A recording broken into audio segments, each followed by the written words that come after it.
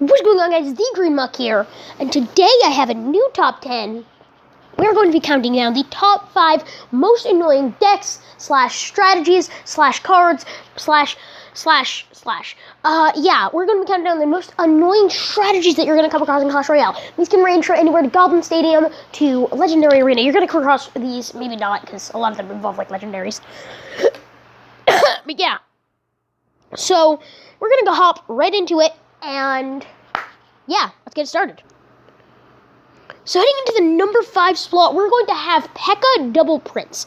And this is a strategy that kind of lost sort of any relevance, because they nerfed both the Prince and the Pekka, making both of them relatively bad cards in higher arenas. So we didn't see much of this, but now, ever since the new update, which buffed them both, we are seeing a lot of Pekka Double Prince action.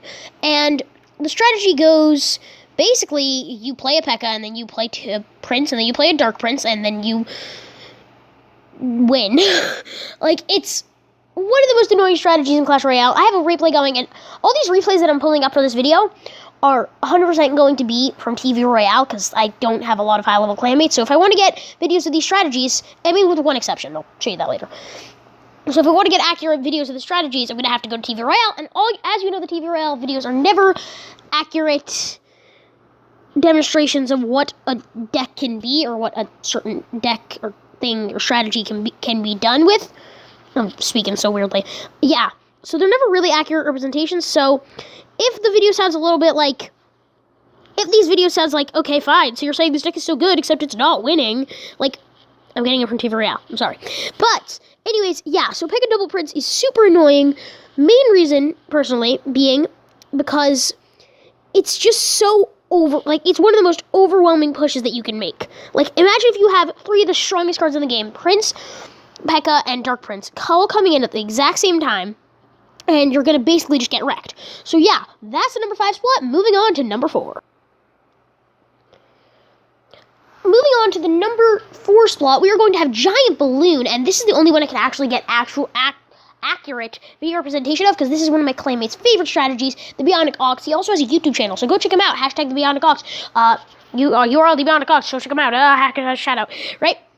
This is the Giant Balloon, and basically what you do is very, very simple. You play you save up to 10 elixir. You kind of stall out with a bunch of cheapy cards. You move through spawners. You have Valkyrie in there usually. You make sure that he doesn't have elixir. You try to get an advantage. And then you come in with your giant and your balloon. You get to 10 elixir and you come in with a giant balloon. Same time. And it is one of the hardest pushes to stop, because anytime they're going to play their musketeer, they're going to play their baby dragon, they're going to play the spear goblins, they're going to try and take your balloon down. See, you can see he's already readying his push. And he doesn't even care about that giant, because he knows that now he's going to rage probably. And there's nothing he can do. Because, like, if this guy wants to play a musketeer there, the musketeer's going to target the giant. And now he just rages up. This guy's tower is done. As you can see, Bionic Ox isn't even paying attention to that tower. He's just charging in. And yeah, that tower's just completely wrecked. And the giant's going to take out his tower, not before the giant balloon does crazy amounts of damage. And the reason it's so annoying is because there's pretty much no way to counter. It's one of those decks where you literally just have to take it to the face. Like, you can't just say, like, oh, yeah, he's setting his giant balloon, so now I'm going to counter with my strategic, and I think this guy, like, lagged out or something because he's not playing anything. Or he gave up. I do that. Like, when I'm playing the strategy, I straight up give up. Yeah, but there's no way you can say, like, oh, I'm playing giant balloon, I should probably use this strategy, blah, blah, blah, blah, blah. There's just nothing you can do there. You just kind of got to take it. And yeah, that's what makes it one of the most annoying strategies in the entirety of Clash Royale. Okay, moving on to number 3. In the number 3 slot, we are going to have Royal Giant. Now, the Royal Giant strategy is something that most people know. It's one of the most standard strategies in the game. And the reason I'm not putting a Hog Trifecta strategy up here, if you don't know what that is Hog, Valkyrie, Musketeer, some sort of spell, maybe some sort of other spell, Cannon, Skeletons. This is actually the replay that we're watching right now. The reason I'm not putting that on here is because it's been done to absolute death. No, that is not an original strategy. I'm talking about strategies that make you want to pull your hair out and curse the game. Hog Trifecta is a strategy you're going to run into if you're playing in Legendary Arena. It's just going to happen. I'm talking about the Royal Giant strategy. This is a deck on the other side. You see this? You see this thing? You see that monster of a common? You see that? That's not a common. You think that's a common? See that? Wow. The reason that I'm putting Royal Giant on here, not Hog, Trifecta, is because you don't see Royal Giant that often anymore. I mean, you see it pretty often, but you don't see it as often as Hog Trifecta. But when you do see Royal Giant, again, I'm getting this from TV Royale, so probably not an accurate description, demonstration, but when you do see Royal Giant, you know that you're in for one heck of a battle. Because this thing, will not die. Imagine Giant's health on steroids, like times 100. Like, Giant's health meets Pekka's health meets what Prince's health should be. Like that. It's absolutely nuts. Its health is off the charts. That's first off. Second, it only targets buildings. So, if you want to be like, oh yeah, well I could just bait it with my barbarians. No, you can't bait it with your barbarians because it's going to target buildings. Obviously, a great counter is the cannon, but it's not going to die just from the cannon. Because it still manages to get a couple of shots off. Also, each of its shots do 200 damage. Also, if you're playing a good Royal Giant deck, most likely they're going to have Ice Wizard in the back. And if they have a Ice Wizard in the back, then, oh, look at that. All your entire push is going to get slowed down because of the Ice Wizard. So anything you even want to do to stop said Royal Giant is going to get absolutely annihilated because of the Ice Wizard. It's going to get slowed down. That's what makes Royal Giant definitely one of the most annoying strategies in the game. And now we're going to be moving on to number 2. Stop that. Number 2, we are going to have Mortar and Expo. Now, the reason these two are sharing a spot is because the strategy is basically the same. Now, Mortar and Expo are two cards that, in my opinion, are very unhealthy to exist in the game. Why am I saying unhealthy? Because they basically defy all logic that we know and love from this game. So, Expo and Mortar both have enough range so that when you play it right at the edge of your base, they can target towers. Like, straight up. There's a card that can do that. Straight up targets towers. And it's kind of broken. Like, I'm not going to say broken. It's annoying. It's not broken. It's not a broken card at all. The thing is, the problem with Mortar and Expo is that it just got a buff. And it was nerfed. It was definitely nerfed. And then it got a buff. And everyone was like, oh no, we're going to see Rise of the Expo again.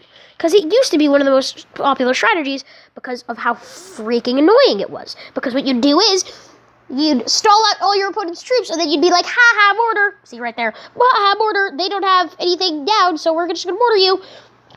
And then Mortar's going to target your tower. Oh no. And now while you're focused on taking out that Mortar, we're going to actually push you. Oh no. Oh wow. I'm so scared. Like that. That's actually how it happened. Joking.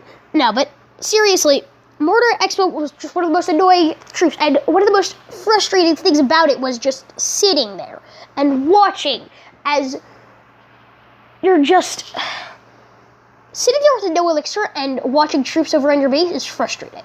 Sitting there with no elixir and seeing no troops on your side of the base, but your tower still being whittled down is just too much, man. That's why Mortar takes the number 2 spot in Expo. That's why Mortar and Expo Mortar take number 2 spot. And for the number 1 spot, I think we all saw this one coming, it is Spawners. So this is actually a replay of my own. And I was pushing earlier today, I was trying to get to Spell Valley, and I almost did.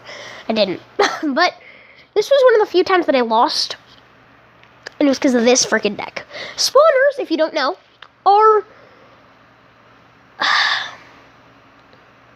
Spawners are the Simon Cowell of Clash Royale. Oh my god. Yeah, that's actually pretty accurate. Spawners are the Simon Cowell of Clash Royale. They are just so heartless. Like, it's... What happens with a spawner is... Spawners, if you don't know, are... They come in with a bunch of these buildings. These buildings, you see those right there? The one with the sword on the top and the hut, right? Those buildings are called spawners. They spawn troops. They make troops. So basically, what you're saying is, instead of the opponent actually having to try and spawn troops and place troops strategically, what he can just do is line the entire back of his base with his little spawners, and he can just overrun you. And this is actually a spawner balloon deck, which is a very popular thing. You invest all your resources in trying to stop spawners, and then the balloon comes in.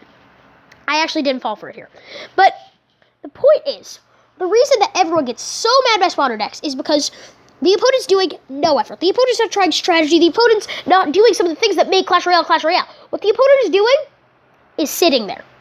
Sitting there, watching his spawners, and as his spawners slowly overrun you. Spawner users don't play the game. They just sit there and watch as their troops slowly come, and slowly they build up this horde. And this horde eventually comes and kills you. Like, it eventually overruns you. And, like, no matter what you do, the horde's gonna overrun you. And there's nothing you can do about that. And that is why it is the number 1 most annoying deck in Clash Royale. Yeah, that's that. Thank you guys so much for watching. If you enjoyed, please make sure to leave a like and subscribe if you want to see more. Hopefully tomorrow I'll have a pushing video. Hopefully tomorrow I'll be able to push to spell Valley. Also, I have a very important update coming, so keep your eyes peeled for that. Please, please, please watch that. That's super important. You guys really need to know this. This is, like, really important. Yeah, thanks for watching. I'm gonna get the heck out of here. Muck out. Peace. Oh, wait, no. Make sure to comment your most annoying decks down below. Muck out. Peace.